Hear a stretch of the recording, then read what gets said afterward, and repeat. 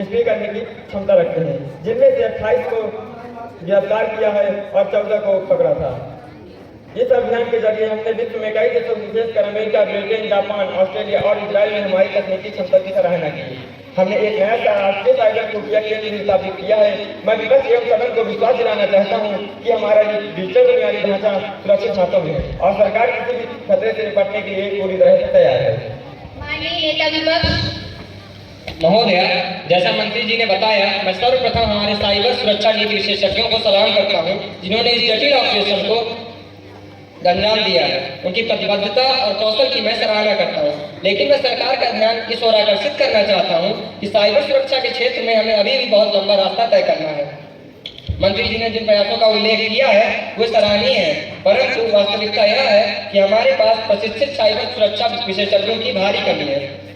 हमारे पास केवल 1.5 लाख साइबर सुरक्षा विशेषज्ञ हैं, जबकि हमारी आवश्यकता 5 लाख से भी अधिक की है।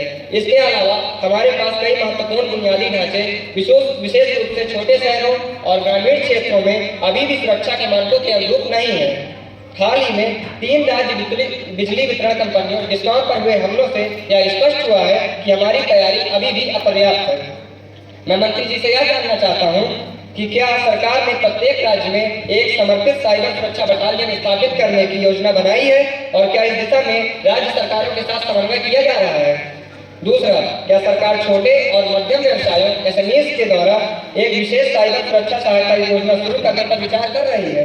क्योंकि ये व्यवसाय अक्सर साइबर सुरक्षा हमलों का आसान निशाना बनते हैं और उनके पास पर्याप्त संसाधन भी नहीं होते हैं।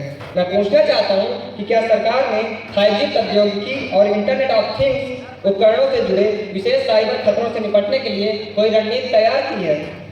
क्योंकि आने वाले समय में ये प्रौद्योगिकियां हमारे डिजिटल पारिस्थितिकी तंत्र का अभिन्न अंग बनने जा रही हैं। अंत में महोदया, मैं बस इतना कहना चाहूंगा कि अपने मतलबों के खातिर हमने कुछ नहीं मांगा, अपने मतलबों के खातिर हमने कुछ नहीं मांगा, अपने वतन की खैर मांगी है, कोई तख्तोताज नहीं मांगा।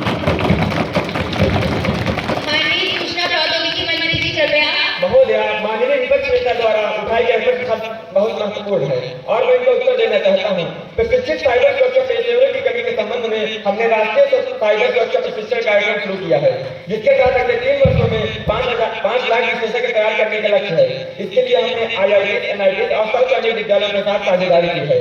साथ ही हमने साइबर सुरक्षा छात्रवृत्ति योजना भी शुरू की है, जिसके तहत 10,000 छात्रों की विशेष प्रशिक्षण और वित्तीय सहायता प्रदान की जाएगी। राज्य स्तर पर साइबर सुरक्षा बटालियन के संबंध में हमने राष्ट्रीय साइबर सुरक्षा रणनीति के तहत हर राज्य में एक समर्पित साइबर सुरक्षा बटालियन स्थापित करने की योजना बनाई है। अब तक 15 राज्यों में ये बटालियन स्थापित की जा चुकी है और शेष राज्यों में अगले 2 वर्षों में इसकी स्थापना पूरी हो जाएगी। 5G से जुड़े साइबर खतरों के संबंध में हमने अगली पीढ़ी सुरक्षा रणनीति तैयार की है। महोदया, मैं आपके माध्यम से सदन को विश्वास दिलाना चाहता हूँ कि साइबर सुरक्षा के क्षेत्र में हम सभी खतरों से निपटने के लिए पूरी तरह से तैयार हैं और इस दिशा में हमारा प्रयास निरंतर जारी रहेगा। महोदया, मैं मंत्री जी से यह